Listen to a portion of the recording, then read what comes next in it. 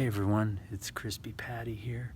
I'm in a library and I'm going to read a book to you that was recommended to me by a good friend of mine who lives in Monument Valley. It's called Library Mouse, and she said I have to read it in a library. It's by Daniel Kirk. So let's begin.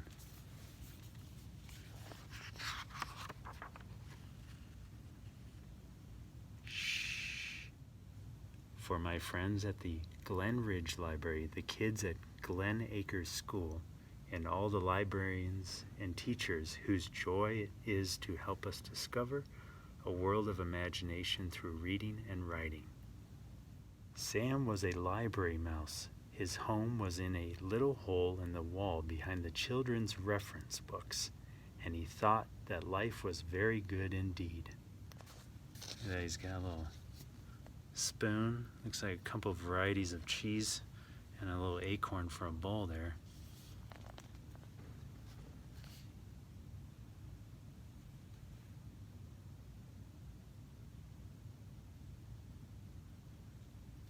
Now, I wonder if there's a library mouse around here. Every day when the library was full of people walking up and down the aisles, studying, checking out books, and working on the computers, Sam was curled up in his little hole, sound asleep. Every night when the people went home and the room was dark and quiet, the library belonged to Sam. See that? All the people getting books on the computer. And then there's Sam getting ready to head out for the night.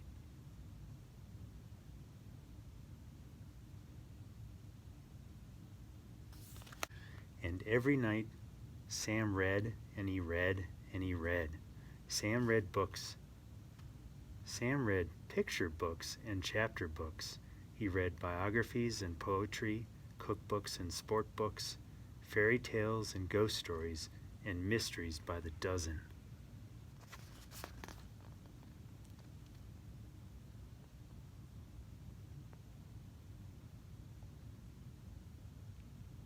Sam's mind was filled with facts and information and images of faraway places, and his imagination brimmed over with wonder and fantasy. One night Sam decided that it was time he wrote a book of his own. Whoa! Look at all the different places he's traveled through his books.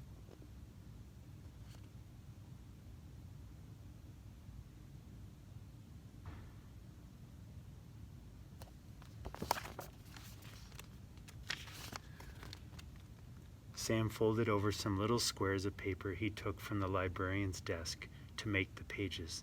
Then he found a pencil that had rolled underneath a shelf, and he began to write. Write what you know, Sam had read in a book about writing. So Sam wrote about being a mouse. He drew the pictures for his book by posing in his little mirror and then sketching what he saw.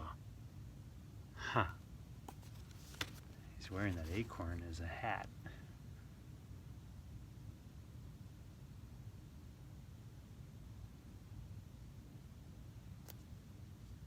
Sam worked very, very hard, and finally his first book was done.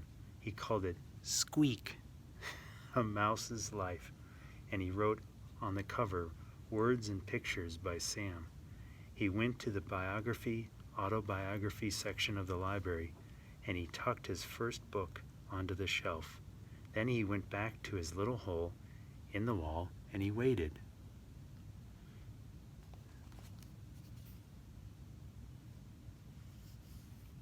There he is, just squeaking that book into between a couple books. Oh. The next afternoon, sunlight streamed in through the library windows.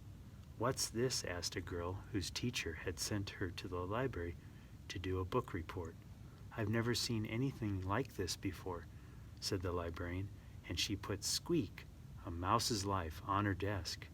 Later she showed it to the other librarians. Look at that. So this little girl found the book, and now all the librarians are looking at this book that Sam wrote.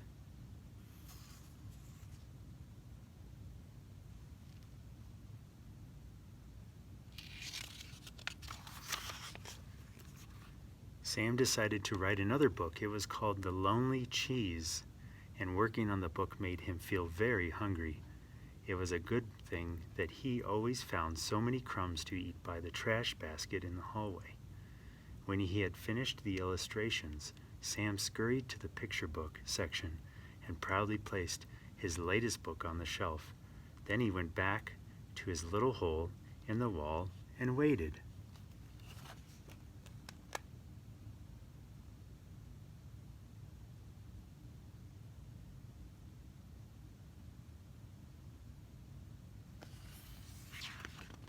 The next morning, sunlight streamed in through the library windows. "What's this?" asked a little boy who was looking for a big book about trucks. "It's another book by Sam," said the librarian. "Just who is this Sam?" she thought to herself, and put The Lonely Cheese on her desk. Later, she showed it to the children at story time. Wow, Sam's books are a hit.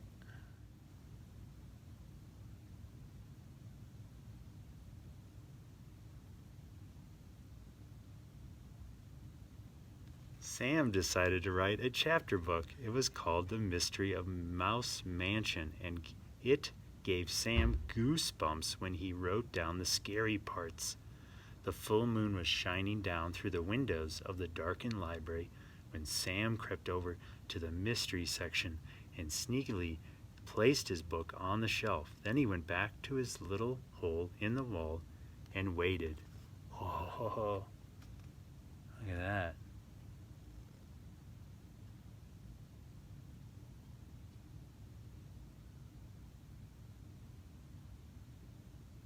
The next day, sunlight streamed in through the library windows. "What's this?" asked a teenager who was looking for a good, creepy book to read before bed. "We've got to find out who this Sam is," said the librarian. "I'll leave a note on the bulletin board and tell him that I would like to meet our new author." She put The Mystery of Mouse Mansion on her desk, and later she showed it to the writing class that came in after school. That night, Sam found the note, and it read, "Dear Sam, all of us at the library have been enjoying your books immensely. We are all wondering who this mysterious Sam really is. Whoever you are, you certainly have a lot of talent. Not everyone has it in them to write even a single book, let alone 3. We think it would be fun to have a Meet the Author Day with you as our special guest. The children would love to hear you read your books and share some of your secrets for writing. Yours truly, Mrs. Forrester, Head Librarian." Wow, can you imagine how Sam is feeling right now?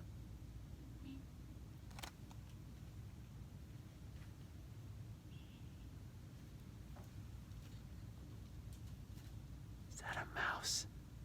It's a mouse.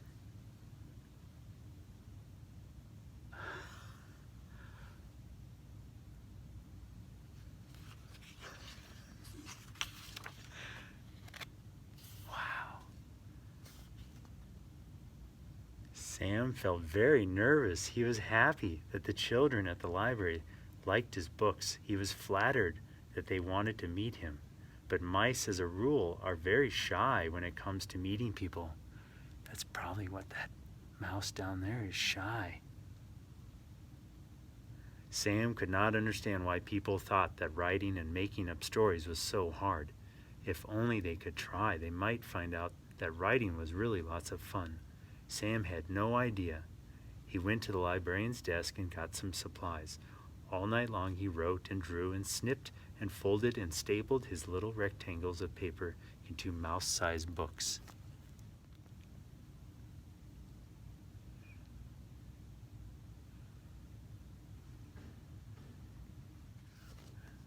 Meet the author. Oh! In the morning when the librarian opened up the children's room, there was a sheet of paper taped to the door. "Meet the author today," it read. A little girl was the first to see Sam's display all set up on the front table. "What is this?" she asked. There sat a tissue box with a pair of pencils taped to the sides and a banner stretched across the top. On the banner was written, "Meet the author," with an arrow pointing down.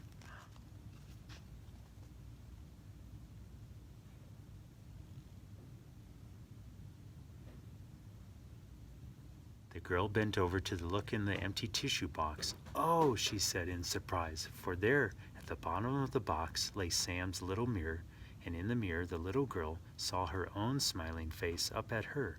"Me," she said, "an author?" Next to the mirror was a stack of tiny blank books and a pile of pencils that Sam had sharpened with his little teeth. Wow, what a beautiful idea.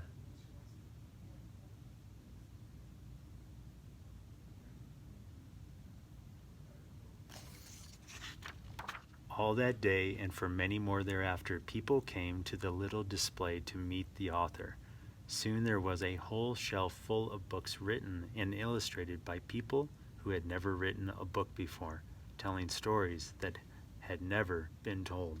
Wow, look how many new authors, all thanks to Sam, who had decided to write himself and then shared his secret for others to start writing.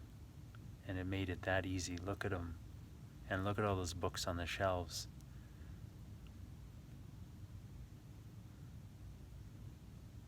I hope this gives you great ideas to write a book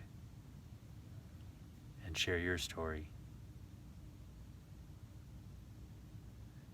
Write a story and send it to me and I'll read it for you. Sam was a library mouse.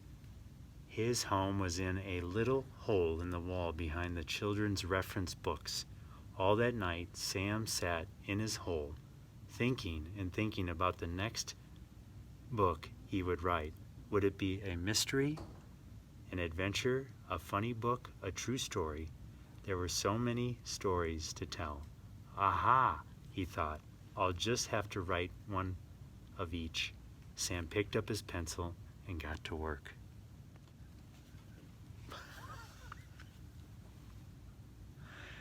I wonder if that's Sam's sister, Samantha.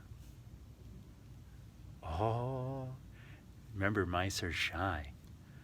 Well, that concludes my book, The Library Mouse. Thanks for this recommendation, and I hope that if you've ever been inspired, if you've ever been inspired to be an author, that you look into that and start writing your story.